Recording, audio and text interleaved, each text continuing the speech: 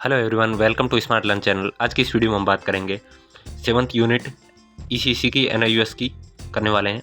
विकास के आयाम कौन कौन से आयाम वो देखने वाले हैं। विकास एक जटिल और सतत प्रक्रिया है, ये हमने पहले ही पढ़ा। इनका एक कई 7 आयाम होते हैं जो समग्र विकास को प्रभावित करते हैं। पिछले पार्ट में हमने देखा बच्चों की वृद्धि और विकास के विभिन्न सिद्धांतों के बारे में पढ़ा। भाषा के संज्ञानात्मक विकास, सामाजिक विकास, संवेगात्मक विकास, स्वास्थ्य एवं गत्यात्मक विकास के बारे में भी पढ़ा। ये विकास के पहलू है, आयाम होते हैं। आगे देखते हैं विकास के आयाम। विकास के आयाम इन क्षेत्रों को पहलू या अंगित करते हैं जो बच्चों का विकास होता है। पहला, शारीरिक और गत्यात्मक विकास, जिसमें स्थूल व सूक्ष्म गत्यात्मक कौशल शामिल होते हैं। सामाजिक संवेगात्मक विकास का अर्थ स्वयं को समझना, अपने आप को समझना, सामाजिक वातावरण की समझ रखना, सामाजिक रूप से स्वीकृत ढंग से संवेगों की अभिव्यक्ति और संवेगात्मक संवेगों पर नियंत्रण करना। नैतिक विकास के उचित और अनुचित से संबंधित होना। संज्ञानात्मक विकास विभिन्न अवधारणा और प्रक्रियाओं को सोचने समझने से संबंधित है। दिमाग से सोचोगे समझोगे तर्क करने से संबंधित है। भाषा विकास संचार सुनने संबंधी, आकस्मिक प्रारंभिक साक्षरता, समझना, मौखिक बातचीत कुशलता वाले कौशल और लेखन पर केंद्रित है भाषा का विकास। आगे देखते हैं, इनको विस्तार से पढ़ेंगे। शारीरिक गत्यात्मक विकास। शारीरिक गत्यात्मक विकास क्या होता है देखते हैं। शारीरिक गत्यात्मक विकास में शारीरिक वृद्धि और विकास में शरीर की संरचना का अनुपात, ऊंचाई, वजन वृद्धि शामिल होती हैं। इसमें हड्डियों का विकास भी शामिल होता है। संपूर्ण शरीर का आकार, अनुपात सब शामिल होते हैं। शरीर की बनावट व शकल सूरत का भी निर्धारित करता है। पिछले अध्याय में हमने पढ़ा था कि समीपस्थ दूरस्थ प्रोक्सिमल डिस्टेंस और सिर पदामुख सेफेलोकोडल क्रम शरीर के विकास न केवल शरीर में होने वाले बाह्य परिवर्तन, आंतरिक अंगों के वाले परिवर्तन को भी शामिल करता है। आंतरिक अंगों में परिवर्तन परिपक्वता को भी शामिल करता है। जैसे जैसे बच्चे में शारीरिक रूप से वृद्धि होती है, मस्तिष्क सहित आंतरिक और केंद्रीय तंत्रिका तंत्र का भी विकास होता है। ये आपको DSSP PRT एंटिटी दोनों में काम आएगा पार्ट बी के लिए। शारीरिक विकास में सूक्ष्म और स्थूल गत्यात्मक कौशल के द्वारा बेहतर ढंग से समझाया जा सकता है। गत्यात्मक कौशल बच्चे के विकसित होने में शारीरिक योग्यता, उनकी शारीरिक गतिविधियां को नियंत्रित करने में मदद करती है। 2 प्रकार के गत्यात्मक कौशल होते हैं। एक तो स्थूल गत्यात्मक कौशल, एक सूक्ष्म गत्यात्मक। स्थूल गत्यात्मक कौशल बड़ी मांसपेशियां शामिल होती है, जैसे फुटबॉल खेलना और दौड़ना, भागना, और बच्चे की क्रिया जैसे रेंगना, खड़े होना, चलना, चढ़ना, दौड़ना। और सूक्ष्म गत्यात्मक कौशल में छोटी मांसपेशियां प्रयोग होती है। इसमें सीटेट में भी क्वेश्चन आता है, DSSP में भी आएगा।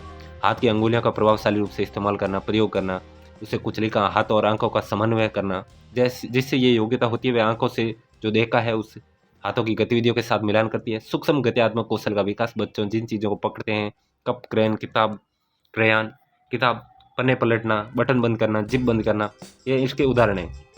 साधारण शब्दों में सूक्ष्म गत्यात्मक कौशल बच्चे को कसकर पकड़ना, ठहरने, गति करने तथा विभिन्न वस्तुओं को संभालने में मदद करती है।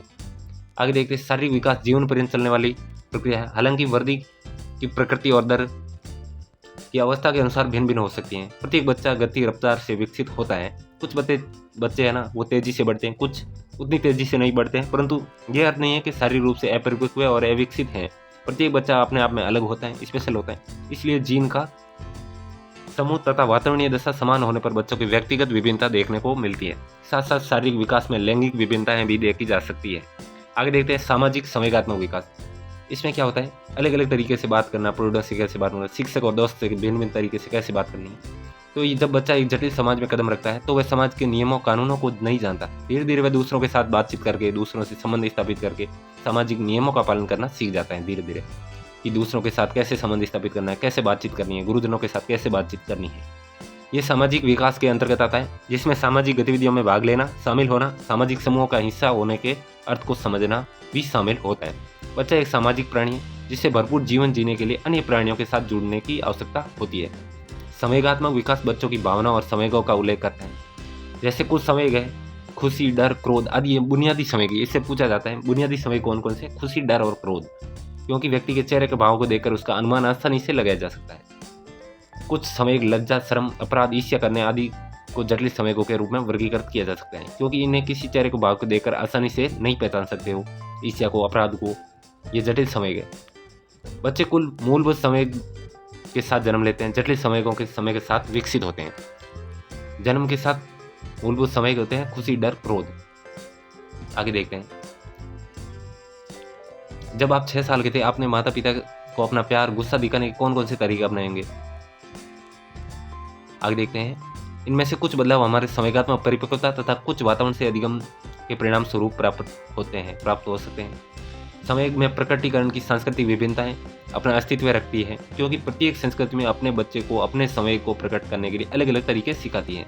लिंग भेद के कारण भी संवेग प्रकटीकरण में अंतर आता है, अलग अलग हो सकता है। विभिन्न अवस्थाओं में सामाजिक संवेगात्मक विकास, संवेगों का कैसे विकास होता है।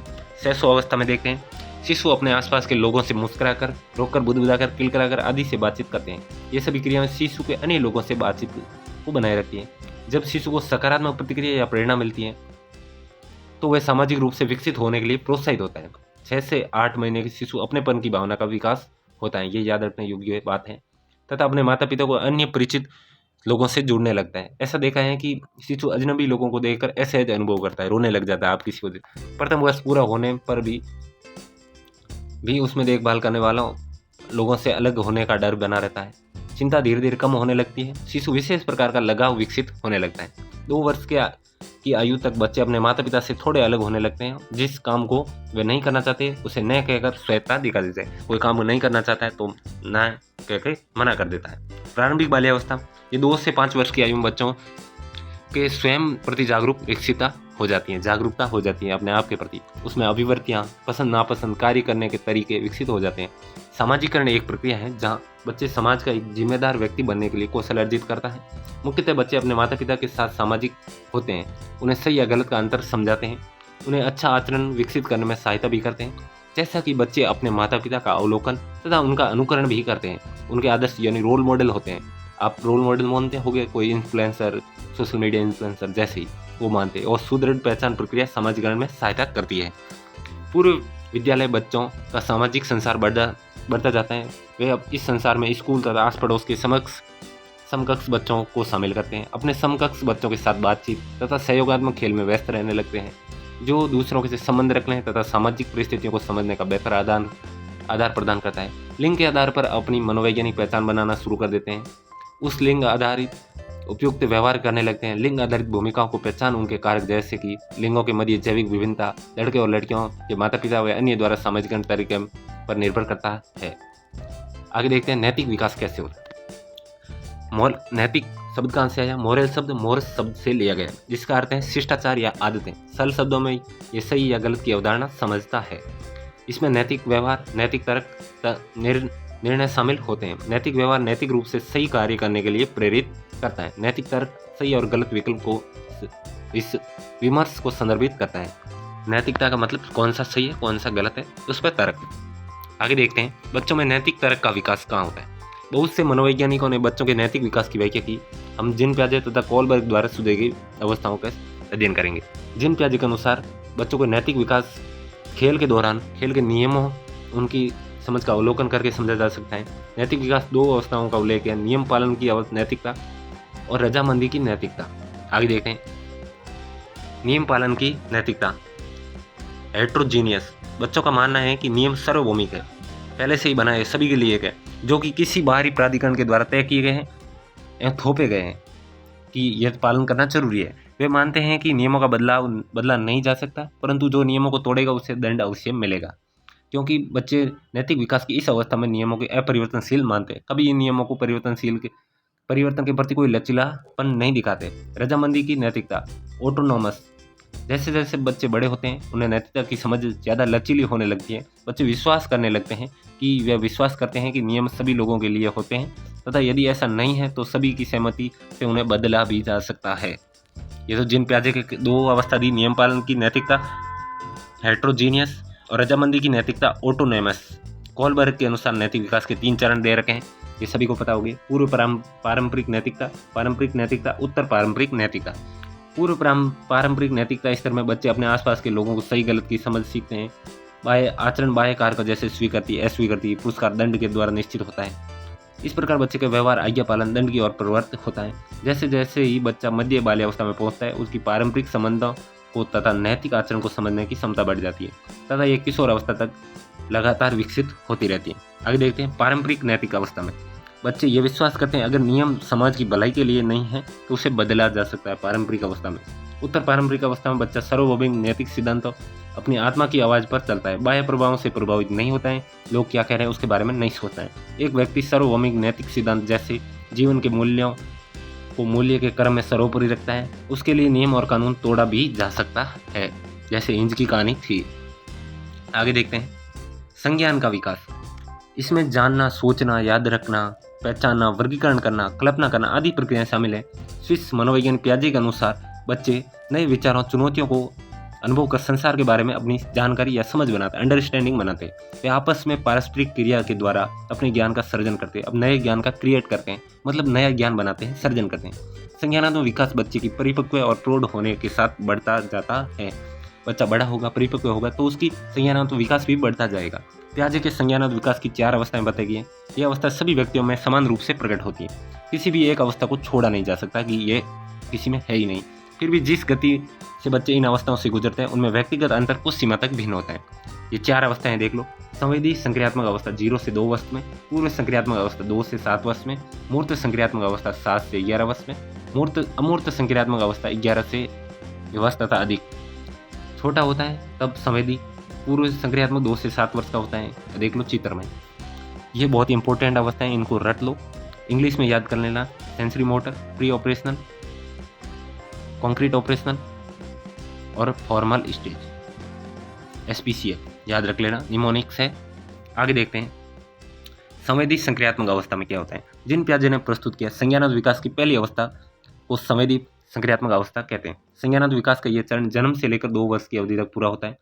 पियाजे का कहना है शिशु जब बच्चा सक्रिय रूप से सीखने वाला होता है, जो कि वातावरण में होने वाले उद्दीपकों, प्रेरणाओं के प्रति उत्साहपूर्वक प्रतिक्रिया करता है। जो भी आसपास में चीज़ें हो रही है उसके उत्साहपूर्वक प्रतिक्रिया करता है। ये तीव्रता से सीखता है और वातावरण में भिन्न भिन्न चीज़ों में अंतर करने लग जाता है। उदाहरण के तौर पर एक शिशु माँ के दूध और चम्मच के बिना का अंतर सीख जाता है। दोनों के लिए अलग अलग तरीके से मुंह खोलेगा। शिशु के जन्म के साथ प्रतिवर्ती क्रियाएं जैसे चूसना, वस्तुओं को पकड़ना आदि संज्ञानात्मक विकास का आधार बन जाती हैं। समय के साथ वे स्वैच्छिक रूप से कार्य करना सीखते हैं। शिशु अपने वातावरण के अन्य व्यक्तियों का अनुकरण भी करता है जैसे जैसे वे बड़े होते हैं। ऐसे व्यक्ति का अनुकरण करते हैं जो उस समय उपस्थित नहीं होता है और इसे डिफर्ड अनुकरण कहते हैं। डिफर्ड, ये याद रखना, डिफर्ड अनुकरण किसे कहते हैं। धीरे धीरे बच्चों में वस्तु स्थायित्व का गुण विकसित होता है, अर्थात समझ की वह वस्तु तब भी अस्तित्व में होती है जब उसमें हमें दिखाई भी नहीं देती है। उदाहरण के लिए 4 महीने का बच्चा गेंद के आंखों से ओझल होने पर उसे ढूंढता है, परंतु 15 माह का बच्चा गेंद को अवश्य ढूंढेगा। 4 वाला तो ढूंढेगा नहीं, 15 माह वाला बच्चा जरूर ढूंढेगा कहाँ गई गेंद। पूर्व संक्रियात्मक अवस्था 2 से 7 वर्ष, ये संज्ञानात्मक विकास की दूसरी अवस्था है। इसमें मूलतः पूर्व तर्क संगत अवस्था है जिसमें बच्चे को तर्क करने की शक्ति पूर्ण रूप से विकसित नहीं होती है। 2 से 7 वर्ष की आयु में ये बच्चे में होती है। कुछ संज्ञानात्मक सीमा इस अवस्था के संज्ञान का लक्षण है। आध्यात्मिक अतार्किक सोच, इस अवस्था में बच्चे सोचते हैं निर्जीव वस्तुओं में भी जीवन होता है। वे किसी चीज को निर्जीव को भी सजीव मानते हैं, प्रत्येक गतिमान वस्तु को जीवित मानते हैं। उदाहरण के लिए आपने बच्चों को तर्क देते हुए सुना, अगर कोई वस्तु गतिमान है तो वो जीवित है, अगर गतिमान नहीं है तो वो जीवित नहीं है। इसलिए इस अवस्था को बादल को भी बच्चे जीवित मानते हैं कि बादल चलते हैं। आत्मकेंद्रित होता है, वे बच्चे सोचते हैं कि सभी उन्हीं की तरह सोचते हैं, सब कुछ जो वह सोचता है करता है वह ठीक है, दूसरों के दृष्टिकोण को सही नहीं मानता है। विपरीत व पलट कर सोचने की शक्ति, बच्चे किसी भी गतिविधि में इस क्षमता को समझ नहीं पाते हैं। किसी भी घटना को वास्तविक प्रारंभिक बिंदु का अनुगमन करके पहुंच सकते हैं। उदाहरण के तौर पर अगर एक लंबे गिलास का पानी एक चौड़े बर्तन में उड़ेला जाए तो उससे पहली स्थिति में वापस लाने के लिए पानी को वापस लंबे गिलास में डालते हैं, तो बच्चे की इस प्रकार सोच का क्षमता का अभाव हो जाता है। संरक्षण, इस अवस्था में बच्चे संरक्षण की क्षमता का अभाव पाया जाता है।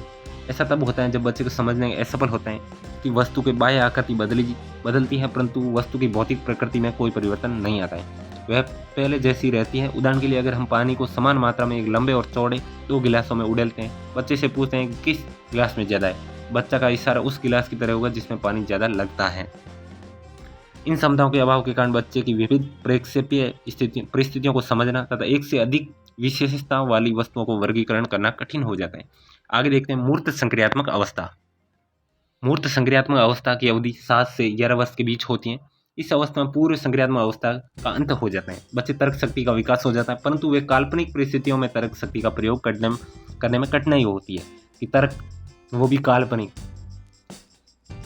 उनके तर्क मूर्त वस्तुओं परिस्थितियों को ठोस अवलोकित विशेषताओं तक ही सीमित रहते हैं। उनके सामने वस्तु है तो वो तर्क कर पाते हैं। बच्चों का विकेंद्रीकरण होना मूर्त संक्रियात्मक अवस्था की एक महत्वपूर्ण विशेषता है। इस अवस्था में विकेंद्रीकरण होने लग जाता है।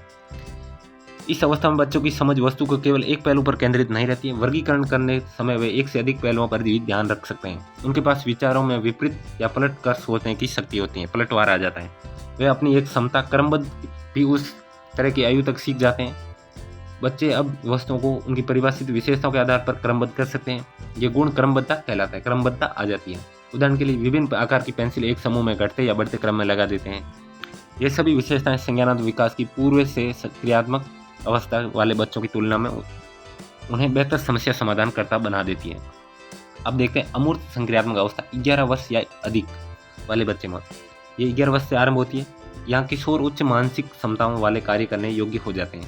उनके विचारों में लचीलापन आ जाता है। वे जटिल समस्याओं की तर्क शक्ति का इस्तेमाल कर उन्हें संभावित हल भी खोज देते हैं। अमूर्त विचारों में एक महत्वपूर्ण विशेषता परिकल्पनात्मक व निगमनात्मक तर्क शक्ति का प्रदर्शन से भी है। ये क्वेश्चन इंपॉर्टेंट है।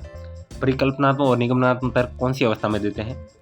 तो आगे देखते हैं। किशोर परिकल्पना कर सकते हैं, किसी अमूर्त समस्या के संभावित समाधान खोज सकते हैं। जो चीज़ हमारे सामने नहीं है, अमूर्त है, काल्पनिक है, उसके बारे में भी समाधान कर सकते हैं।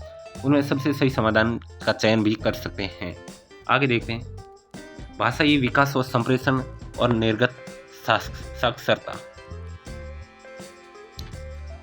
भाषा मानव जाति की एक प्रमुख विशेषता मानी जाती है। यह वही योग्यता जो मानव अन्य जीवों से अलग करती है। समाज में मनुष्य अपनी भाषाई योग्यता का उपयोग विचारों को संप्रेषित करने, अपने भावों को साझा करने, एक दूसरे के मन को समझने, सामाजिक संबंध स्थापित करने के लिए करता है।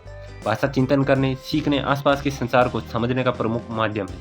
भाषा अतीत की घटनाओं का चिंतन करके भविष्य को योजना तैयार करने में सहायता करती है।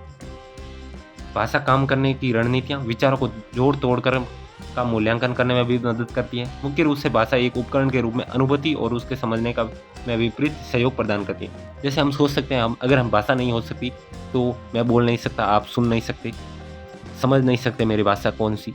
तो एक भाषा होने से हम एक दूसरे की बातें समझ सकते हैं, सुन सकते हैं, एक दूसरे के भावों को समझ सकते हैं। छोटे बच्चों के विकास के लिए भाषा बहुत ही महत्वपूर्ण है। भाषा का विकास मस्तिष्क की वृद्धि और परिपक्वता को दर्शाता है। जीवन के प्रारंभिक वर्ष भाषा विकास के लिए बहुत महत्वपूर्ण होता है। जन्म से 6 वर्ष की आयु तक बच्चों की भाषा विकास तेजी से होता है। कोई भी मौखिक प्रेषक इस आयु में दिया जाता है तो बच्चे का महत्वपूर्ण प्रभाव डालता है।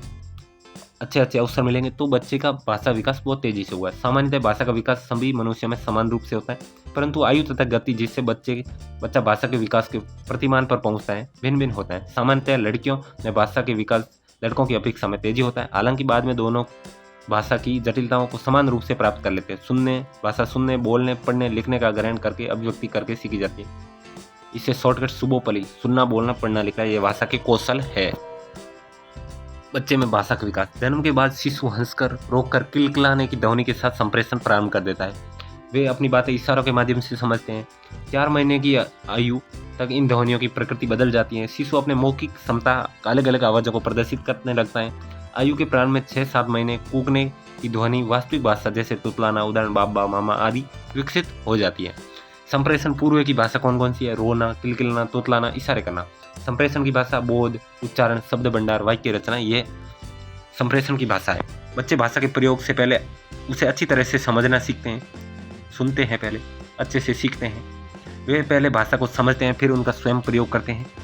इस बात का अवश्य ध्यान देना होगा कि प्रारंभिक वर्ष में बच्चे का भाषा स्पष्ट नहीं होती, परंतु जल्दी उनका उच्चारण भी स्पष्ट हो जाता है। आयु के साथ शब्द भंडार में वृद्धि हो जाती है, बढ़ जाता है।